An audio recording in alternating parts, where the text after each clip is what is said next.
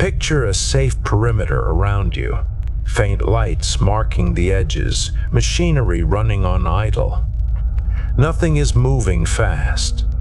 The world is quiet, like an outpost in the late hours before dawn. Tonight's story shares that same tactical stillness, steady, grounded, and sleep-friendly. Your breath is calm, your senses quiet. Tonight's tale comes in gently, like boots softly crossing metal floors. Let's begin. They told us Glacis 4 was frozen solid, but that was wrong. Nothing that moves and kills that efficiently is solid. The first thing I remember is the sound inside the suit, the small mechanical rhythm in my right knee actuator. A stutter, then a catch every third step. The sort of fault that gets you killed if you try to sprint, but no one planned on us sprinting. We were meant to go in slow, quiet, and probably not come back. I rode down in the drop shell with 7 others, secured in harness rails that smelled of old sweat and burnt coolant. Impact buffers hummed through my spine. The shell burned blind through the upper storms, everything shuddering around the axis of my chest. No chatter. No visible faces, just 8 status glyphs inside my visor, steady and green. Penal sapper 731K, attached, expendable. That was me. They had shown us the array from orbit before the jam field came up. A spike of black metal buried in white, surrounded by the dim grid of a settlement. The convergence core under the ice was what mattered, not the tower above that spat energy into the sky. Cut the core and the beam dies. Leave it intact and the Directorate cuts the convoy into vapor trails the moment it crosses the firing arc. The convoy was mostly freighters, slow, bloated, full of people with nowhere left to go. Commonwealth citizens or something close enough that command cared. Every few hours, another set of coordinates came in, projections of where the freighters would be if they held speed. The numbers squeezed closer to the edge of the Directorate's kill zone. Command said we had 1 window, no backup, no second run. The shell hit hard enough to black out my vision for a heartbeat. Then the clamps blew, hull split, and the floor became a spray of crushed ice and wind. We stepped out into the storm. Glacis 4's air hit the suit plates like a physical thing, a constant scraping of frozen ammonia crystals against ceramic. My visor dulled the brightness until the world became a smear of gray and shadow. The gas giant hung swollen and sickly above the horizon, colors smothered by the storm bands. The settlement lay 2 kilometers to the east, a low rash of structures dug into the ice, faint thermal signatures bleeding up through the crust. The squad leader raised 1 arm, armor thickened and clean compared to mine. The gesture meant move. We shifted into line without a word, 8 shapes pushing against the wind, spread out along an arc. The storm ate the sound of our boots, which I counted as a small mercy. My knee actuator ticked and caught, measuring out the distance. The map in my visor showed a thin thread of a route, traced through weaker sections of the crust. Underneath us, the ice was riddled with hollows and old blast tunnels. The Directorate had been firing the array for months. Each discharge sent cracks through the bedrock, thermal stress carving out caverns where ice refroze in twisted layers. One misstep, and you go through a plate not much thicker than your hand, down into a crevasse no one ever charted. I learned to step where the ice was dull, not bright, where it absorbed light instead of throwing it back.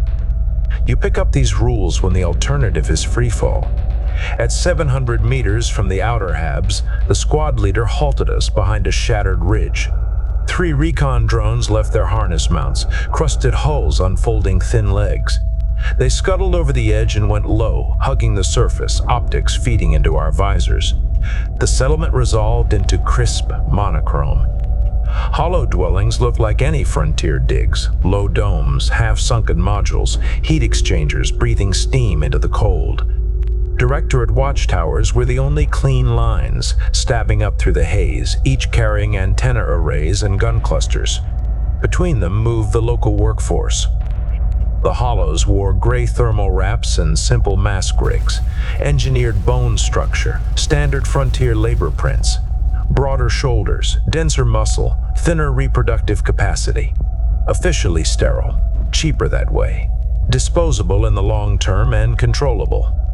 Unofficially, Command briefed us. Some of them had started having children. That was the other objective. Not written in my orders, but present in the way the officer's eyes settled on me when he mentioned it. The Commonwealth did not like the idea of a directorate slave caste breeding itself into a new population under enemy doctrine. Destroy the array, yes. Extract any cooperative hollows if possible. If not, leave nothing critical behind. The route into the under-ice core ran through them either way. The squad leader pulsed the advance glyph. We moved again, following the recon drones into the settlement's shadow. The storm muffled the watchtowers, wind wrapping them in a low howl. Heat from buried modules seeped into the soles of my boots, subtle, like stepping onto the back of some sleeping machine. The first hollow we passed looked straight at me. Dark eyes behind a scratched visor, frost clinging to the filter ports. No fear, no interest, just a flat measurement of one more armored shape moving through their world, one more temporary violence. The squad leader sent a laser ping to the nearest module door. It flashed acknowledgement in a tight band only our visors could see, our contact. We slipped inside. The air in the module was barely warmer than outside, but it felt thick compared to the suit's recycled stream. We cycled helmets back just enough to switch to the internal atmosphere. It tasted like uncleaned filters and boiled nutrient paste. Wires ran along the ceiling, tapping power out of the settlement grid. Hollow faces watched from shadowed alcoves. One stepped forward. Shorter than I expected, shoulders still broad, skin sallow under the frostburn. A small scar pattern along the jaw, regular enough to be some series code before they burned off the directorate brand. Their eyes moved over the squad, paused on the markings that identified me as penal. Then they shifted away, as if that was confirmation of something they already knew. The squad leader gave a brief hand sign, open palm, safe. The hollow responded with a small tilt of the head and turned down a narrow corridor. No words, no exchange of doctrine. Just movement. The storm outside wore away at the walls. We all had other things to do than talk. We followed them deeper. The module linked into an older structure, walls thickened with additional insulation, flooring changed from prefabricated panels to something carved directly into ice. Temperature dropped. Frost climbed the inner struts. Emergency strips cast low orange light that made everyone look sick. Our guide stopped at a bulkhead. Frost had been scraped away from a keypad, exposing old metal. They pressed 3, then 7, then held a gloved hand against the plate. Heat from their skin, augmented probably, woke the lock. It complained, then opened. What lay beyond was not on our scans. The chamber was a hollow in the ice, wide and low, lit by a few dim lamps strung from cables. People filled it. Adults in gray wraps, smaller shapes clustered near their legs. Kids. Half-sized exoskeleton frames lay disassembled along one wall, as if someone had tried to build protection scaled for smaller bodies and given up. I had seen civilian warrens, refugee camps, and prison blocks. This was different. The silence was heavier. Everyone knew they were illegal in their own system. Every breath was a violation of their design spec. Our guide stepped forward, raised both hands to chest height and made a gesture, fingers spread, touching together. A signal of trust, maybe, or resignation. The squad leader checked the time marker. Our countdown to the convoy's entry into the kill zone ticked down, numbers a slow bleed at the edge of my vision. Then he drew a small cube from his belt and held it up. Not a weapon, a projector. Crude schematics washed over the ice wall, the convergence core, the beam lattice, the access shafts below the settlement. The hollow network had mapped more than Directorate Security thought they knew or cared to know. There were red marks on the projection, showing structural weaknesses, coolant lines, and a primary maintenance shaft. That shaft was our path. The Hollows watched the display without expression. Only when the leader overlaid a second image, a rough cone of space, the path of the beam and the position of the convoy, did a ripple move through the crowd. A few hands tightened on the shoulders of children. Others just stared. Our guide pointed at the maintenance shaft, then at us, then upward, where the abstracted convoy floated. Their meaning was clear. They would show us the way because they had already decided some things were worse than annihilation. The squad leader nodded once. Then he tabbed the projector off. Time to move. We cycled helmets back on, the suits sealing around our necks. The maintenance shaft entrance lay beneath a service hatch 3 modules away. The Hollows funneled us back through curved corridors and up through a narrow stair. My knee actuator stuttered on each step, a reminder that the mechanical parts of me were as compromised as the biological. At the hatch, our guide halted, listening to something we could not hear. Then they pressed an ear to the metal, staying that way for a long breath. When they stepped back, their shoulders had stiffened. Outside, something rumbled, a deeper note under the storm. Directorate Patrol. The squad leaders switched to narrow beam and fed the drone teams new orders. The recon units scuttled forward, their small bodies slipping through vent gaps. My visor mirrored their feeds. A line of armored Directorate troopers advanced through the settlement's main corridor, flanked by 2 hunter drones. Their armor carried the smooth composite sheen of central manufacture, efficient, unadorned. Their weapons were compact rail rifles with integrated thermal sights. They moved as if they had done this sweep 100 times. Behind them, a second line of troopers herded a few Hollows at weapon point. Standard intimidation tactic. Make the slaves watch, remind them who had air authority and who did not.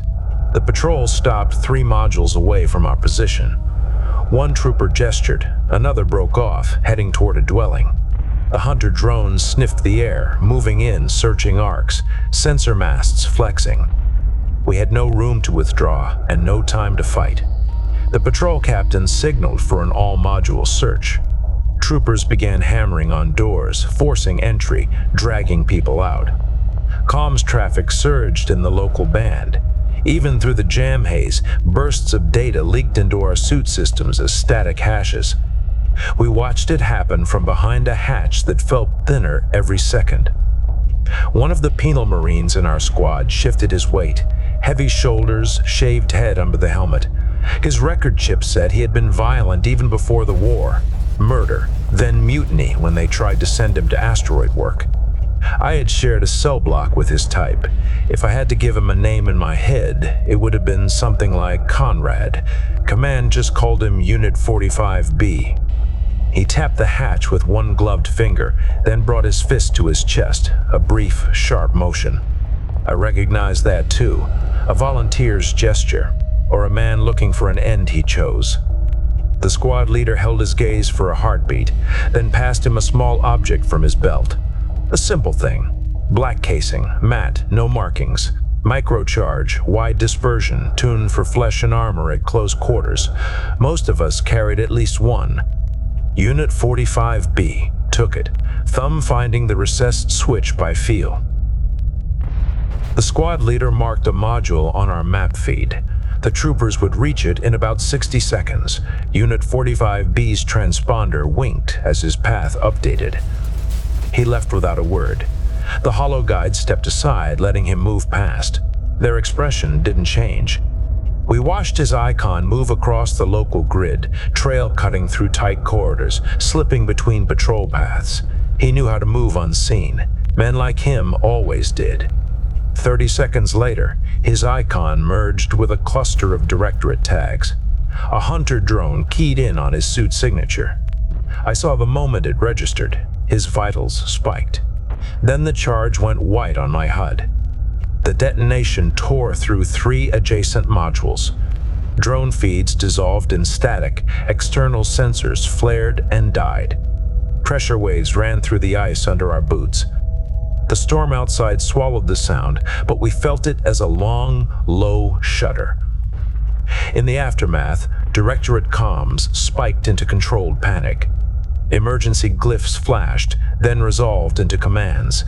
Perimeter lockdown, asset protection priority, search focus narrowed to the blast area. The patrol would crowd toward the blast site. That left other channels thinner. The squad leader pulsed the hatch glyph. Time to move. We dropped into the maintenance shaft. It ran steeply downward, walls ribbed with coolant pipes and cable bundles.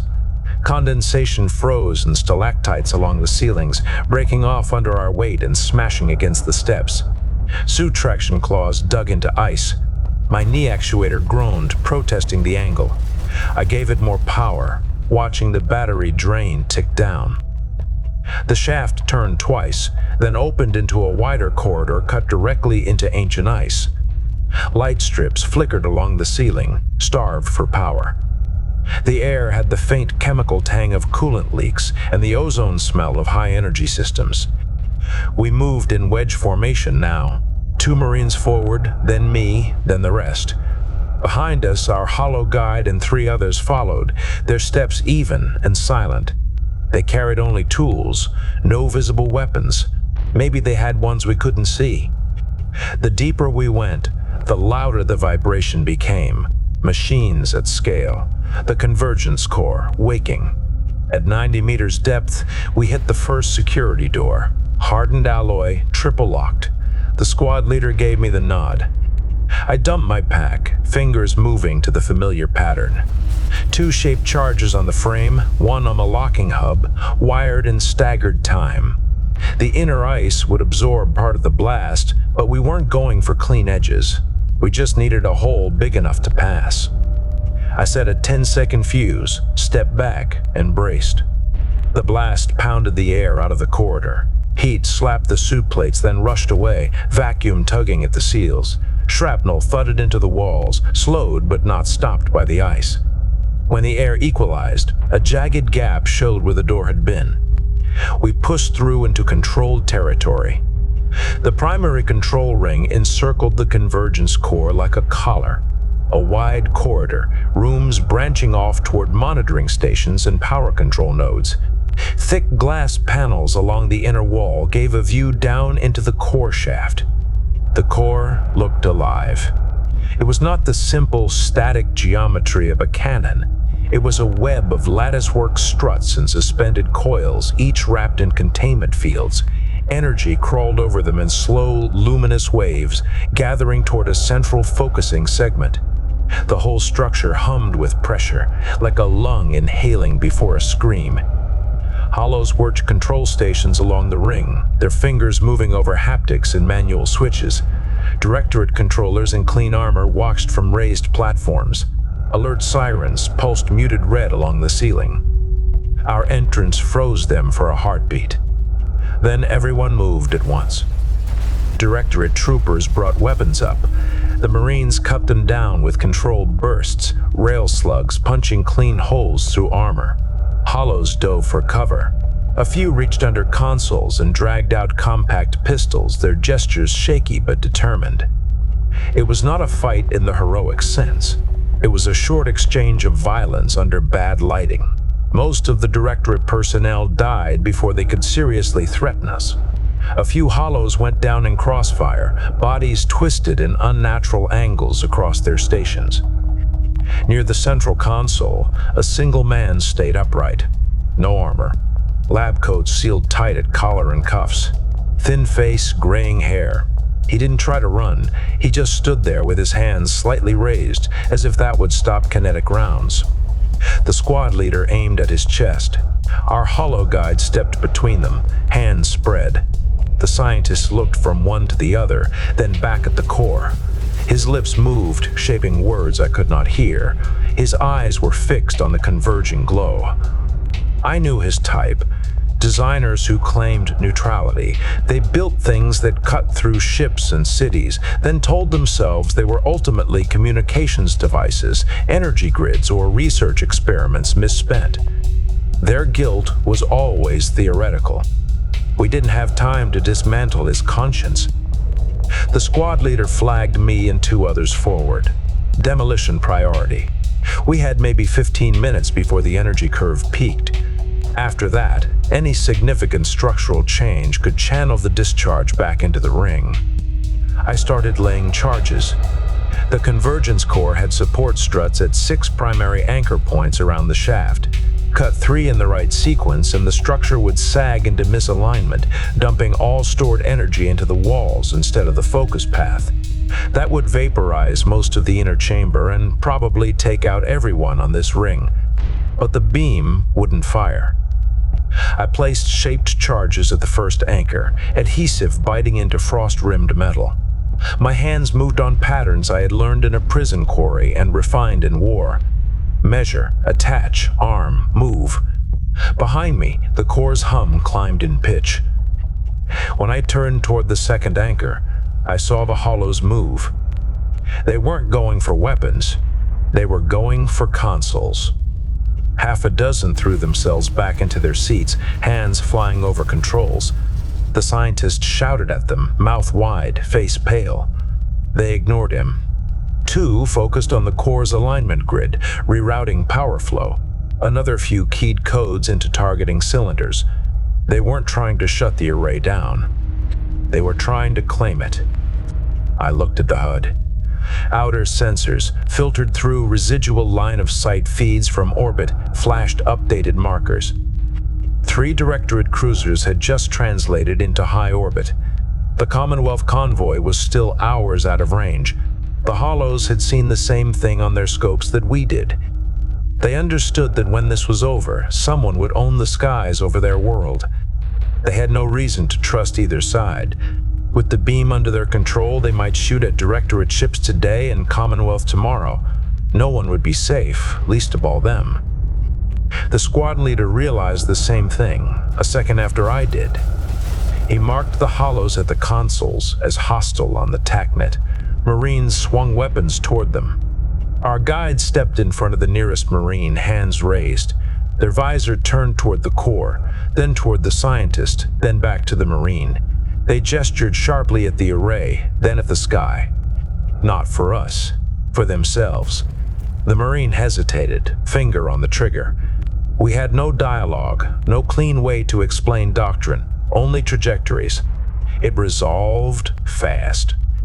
1 hollow at a console reached for a control that would have sealed the ring and locked us in with the core. The squad leader shot him through the shoulder. Another tried to reroute power away from our planned collapse zones. A Marine fired a round that took half his head off. The scientist collapsed against a bulkhead, hands over his ears, as if the violence was louder than the core's rising scream. In the confusion, a pistol shot rang out, a different tone. One of the Marines went down, clutching at his neck seal. A hollow with shaking hands stared at the weapon, then at the blood. The squad leader killed him with a single round, then signaled for us to get back to work. The guide stood in the middle of it all, expression hidden, hands slowly lowering. I finished armoring the second anchor. We had 9 minutes left. The third anchor point lay on the far side of the shaft, across a narrow span of plating. Beneath it, the converging energy danced like a pale storm. Static crawled over the railing when I touched it. Halfway across, Glacis 4 reminded us what it was. The entire ring shuddered. Not just a vibration from the core, but a deep tectonic movement. Ice layers beneath the complex shifted under thermal stress. One support column sheared, snapping like a bone. The ring tilted half a degree. The span under my feet cracked.